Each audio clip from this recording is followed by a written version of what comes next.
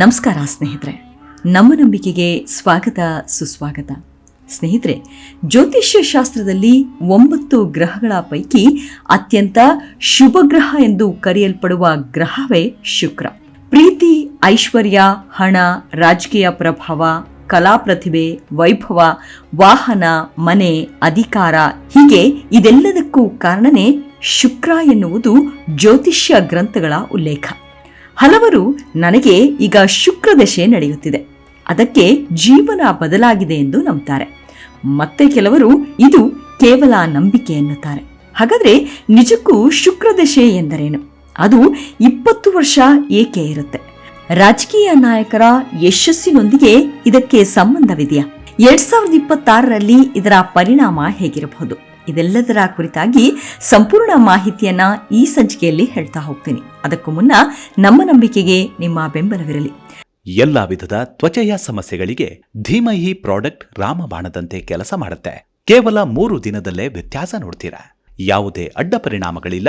Chemical ರಹಿತವಾದ 16 ನೈಸರ್ಗಿಕ ಪದಾರ್ಥಗಳ ಮಿಶ್ರಣದಿಂದ ತಯಾರಾದ 100% ಆರ್ಗ್ಯಾನಿಕ್ ಧೀಮಹಿ ಪ್ರಾಡಕ್ಟ್. ಹೆಚ್ಚಿನ ಮಾಹಿತಿಗಾಗಿ ಕೆಳಕಂಡ ದೂರವಾಣಿಗೆ ಸಂಪರ್ಕಿಸಿ. ಸ್ನೇಹಿತರೆ, ಹಿಂದೂ ಜ್ಯೋತಿಷ್ಯದಲ್ಲಿ ಶುಕ್ರನು ನವಗ್ರಹಗಳಲ್ಲಿ ಒಬ್ಬ. ಪುರಾಣಗಳಲ್ಲಿ ಭೃಗು ಮಹರ್ಷಿಯ ಪುತ್ರ ಹಾಗೂ ಅಸುರರ ಗುರು ಎಂದು ಉಲ್ಲೇಖಿಸಲಾಗಿದೆ. ಮೃತ ಸಂಜೀವಿನಿ ವಿದ್ಯೆಯನ್ನ ತಿಳಿದ ಏಕೈಕ ಋಷಿ ಎಂಬ ನಂಬಿಕೆಯೂ ಇದೆ. ಆದ್ದರಿಂದಲೇ ಜ್ಞಾನ, ಸಂಪತ್ತು, ವೈಭವ, ಸೌಂದರ್ಯ ಮತ್ತು ರಾಜತಾಂತ್ರಿಕತೆಯ ಸಂಕೇತವಾಗಿ ಪರಿಗಣಿಸಲಾಗುತ್ತದೆ. ಜ್ಯೋತಿಷ್ಯದ ಪ್ರಕಾರ ಹಣ, ಐಶ್ವರ್ಯ, ಪ್ರೀತಿ, ವಿವಾಹ, ರಾಜಕೀಯ ಪ್ರಭಾವ, ಸಿನಿಮಾ, ಸಂಗೀತ, ಕಲೆ, ಮಹಿಳೆಯರ ಆಭರಣ, ಮನೆ, ವಾಹನ, ಸುಗಂಧ ದ್ರವ್ಯ, ಫ್ಯಾಷನ್, ಹೋಟೆಲ್ ಉದ್ಯಮ, ವಿದೇಶಿ ಸಂಪರ್ಕ ಇವೆಲ್ಲವೂ ಶುಕ್ರನ ಅಧೀನದಲ್ಲಿದೆ ಎಂದು ನಂಬಲಾಗುತ್ತದೆ. ಶುಕ್ರ ಮಹಾದಶೆ ಎಂದರೆ ವಿಂಶೋತ್ತರಿ ದಶಾ ಪದ್ಧತಿಯ ಪ್ರಕಾರ ಪ್ರತಿ ಗ್ರಹಕ್ಕೂ ಒಂದು ಸಮಯ ನೀಡಲಾಗಿದೆ. ಸೂರ್ಯ 6 ವರ್ಷ, ಚಂದ್ರ 10 ವರ್ಷ, ಮಂಗಳ 7 ವರ್ಷ, ರಾಹು 18 ವರ್ಷ, ಗುರು 16 ವರ್ಷ, ಶನಿ 19 ವರ್ಷ, ಬುಧ 17 ವರ್ಷ, ಶುಕ್ರ 20 ವರ್ಷ. ಅಂದರೆ ಎಲ್ಲಾ ಗ್ರಹಗಳಿಗಿಂತಲೂ ದೀರ್ಘ ಮಹಾದಶೆಗಳಲ್ಲಿ ಒಂದಾಗಿದೆ. ಜ್ಯೋತಿಷ್ಯದ ಪ್ರಕಾರ ಶುಕ್ರ ದಶೆ ಶುರುವಾದ್ರೆ ದೊಡ್ಡ ಮನೆ, ದುಬಾರಿ ಕಾರು, ಸಮಾಜದಲ್ಲಿ ಗೌರವ, ರಾಜಕೀಯ ಏರಿಕೆ, ಉತ್ತಮ ವಿವಾಹ, ವ್ಯಾಪಾರ ಲಾಭ, ವಿದೇಶ ಪ್ರವಾಸ, ಸಿನಿಮಾ ಅವಕಾಶ, ಕಲೆಗಳಲ್ಲಿ ಹೆಸರು, ಲಕ್ಷ್ಮೀ ಕಟಾಕ್ಷ ಇತ್ಯಾದಿ ಫಲಗಳು ದೊರೆಯುತ್ತವೆ ಎಂದು ನಂಬಲಾಗುತ್ತೆ. ಶುಕ್ರ ದೋಷ ಇದ್ದರೆ ವಿಚ್ಛೇದನ, ಸಂಬಂಧಗಳಲ್ಲಿ ಸಮಸ್ಯೆ, ಅತಿಯಾದ ಖರ್ಚು, ವ್ಯಸನ, ಹಣ ನಷ್ಟ, ಪ್ರತಿಷ್ಠೆ ಹಾಳಾಗುವುದು, ರಾಜಕೀಯ ಹಿನ್ನಡೆ ಹೀಗೆ ನಕಾರಾತ್ಮಕ ಫಲಗಳನ್ನ ನೀಡ್ತಾನೆ ಎಂದು ಜ್ಯೋತಿಷ್ಯ ಗ್ರಂಥಗಳು ಹೇಳುತ್ತವೆ. ರಾಜಕೀಯದಲ್ಲಿ ಗೆಲ್ಲಲು ಕೇವಲ ಶನಿ ಅಥವಾ ಗುರು ಮಾತ್ರವಲ್ಲ, ಶುಕ್ರ ಕೂಡ ಬಹಳ ಪ್ರಮುಖನೆಂದು ಅನೇಕ ಜ್ಯೋತಿಷಿಗಳು ಹೇಳ್ತಾರೆ. ಏಕೆಂದರೆ ಜನರನ್ನ ಸೆಳೆಯುವ ವ್ಯಕ್ತಿತ್ವ, ಮಾತಿನ ಮೋಡಿ, ಸ್ನೇಹ ಸಂಬಂಧ, ಜನಪ್ರಿಯತೆ, ಮಾಧ್ಯಮ ಬೆಂಬಲ ಇವೆಲ್ಲವೂ ಶುಕ್ರನ ಗುಣಗಳೆಂದು ಪರಿಗಣಿಸಲಾಗುತ್ತೆ.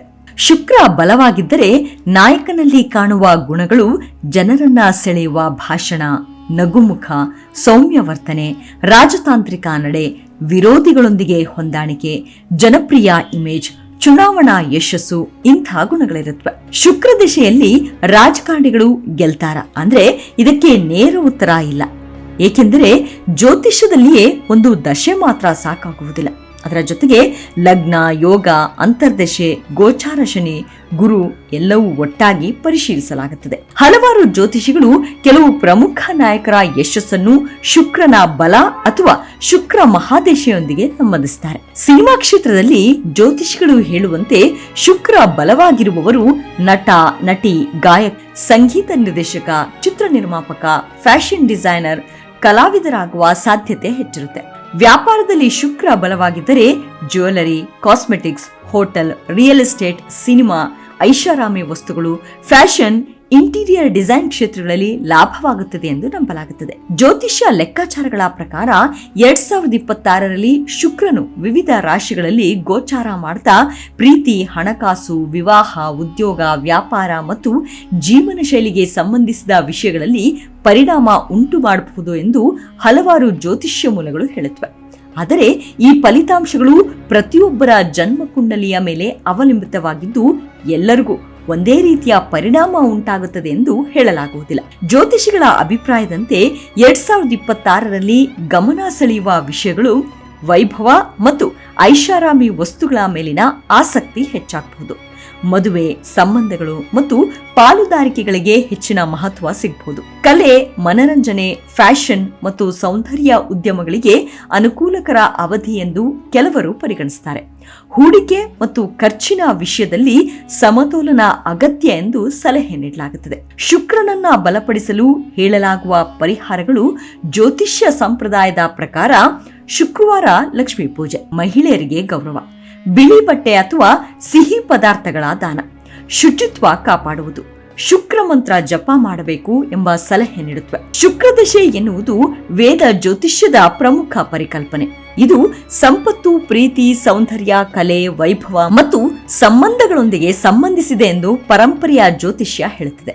ಆದರೆ ಜೀವನದ ಯಶಸ್ಸು ಅಥವಾ ವೈಫಲ್ಯವನ್ನ ಕೇವಲ ಒಂದು ಗ್ರಹದ ದಶೆಯಿಂದಲೇ ನಿರ್ಧರಿಸಲಾಗುವುದಿಲ್ಲ ಎಂಬುದನ್ನ ಅನೇಕ ಜ್ಯೋತಿಷಿಗಳು ಒತ್ತಿ ಹೇಳ್ತಾರೆ.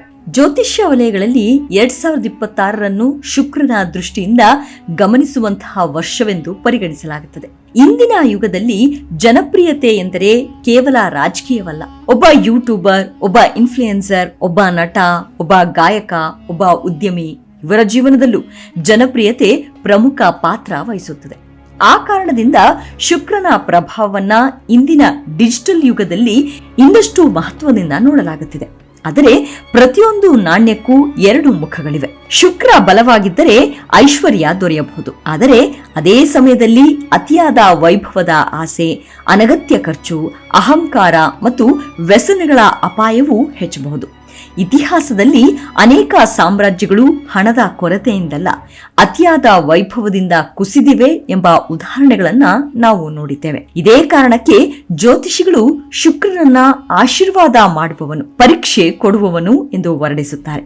ಶುಕ್ರದಶೆ ಯಶಸ್ಸಿನ ಬಾಗಿಲನ್ನ ತೆರೆಯಬಹುದು. ಆದರೆ ಆ ಬಾಗಿಲಿನ ಮೂಲಕ ಒಳಗೆ ಹೋಗುವುದು ಮಾತ್ರ ವ್ಯಕ್ತಿಯ ನಿರ್ಧಾರ. ಅವಕಾಶ ಸಿಕ್ಕರೂ ಅದನ್ನ ಬಳಸಿಕೊಳ್ಳಲು ಪರಿಶ್ರಮ ಬೇಕು. ಜನಪ್ರಿಯತೆ ಸಿಕ್ಕರೂ ಅದನ್ನ ಉಳಿಸಿಕೊಳ್ಳಲು ಗುಣ ಬೇಕು. ಹಣ ಸಿಕ್ಕರೂ ಅದನ್ನ ಕಾಪಾಡಿಕೊಳ್ಳಲು ಜ್ಞಾನ ಬೇಕು. ಅದಕ್ಕಾಗಿಯೇ ಅನೇಕ ಜ್ಯೋತಿಷ್ಯ ಪಂಡಿತರು ಒಂದು ಮಾತನ್ನ ಹೇಳ್ತಾರೆ: ಗ್ರಹಗಳು ಅವಕಾಶ ಕೊಡಬಹುದು, ಆದ್ರೆ ಫಲಿತಾಂಶವನ್ನ ನಿರ್ಧರಿಸುವುದು ನಮ್ಮ ಕರ್ಮ. ಹಾಗಾದ್ರೆ 2026ರಲ್ಲಿ ಶುಕ್ರದಶೆ ನಡೆಯುತ್ತಿರುವವನು ಏನ್ ಮಾಡಬೇಕು ಅಂದ್ರೆ, ಹೊಸ ಅವಕಾಶಗಳನ್ನ ಗುರುತಿಸಬೇಕು, ಸಂಬಂಧಗಳನ್ನ ಕಾಪಾಡಿಕೊಳ್ಳಬೇಕು, ಹಣಕಾಸಿನಲ್ಲಿ ಶಿಸ್ತು ಇರಬೇಕು, ಅಹಂಕಾರವನ್ನ ದೂರವಿಡಬೇಕು ಮತ್ತು ಮುಖ್ಯವಾಗಿ ತಮ್ಮ ಸಾಮರ್ಥ್ಯವನ್ನ ಸಂಪೂರ್ಣವಾಗಿ ಬಳಸಿಕೊಳ್ಳಬೇಕು. ಕೊನೆಗೆ ಒಂದು ಪ್ರಶ್ನೆ: ನಿಮ್ಮ ಜೀವನದಲ್ಲಿ ಏಕಾಏಕಿ ಬದಲಾವಣೆಗಳು ನಡೆದಿವೆಯೇ? ಹಣ, ಪ್ರೀತಿ, ಜನಪ್ರಿಯತೆ ಅಥವಾ ವೃತ್ತಿ ಜೀವನದಲ್ಲಿ ದೊಡ್ಡ ಏರಿಕೆ ಕಂಡಿದ್ದೀರಾ?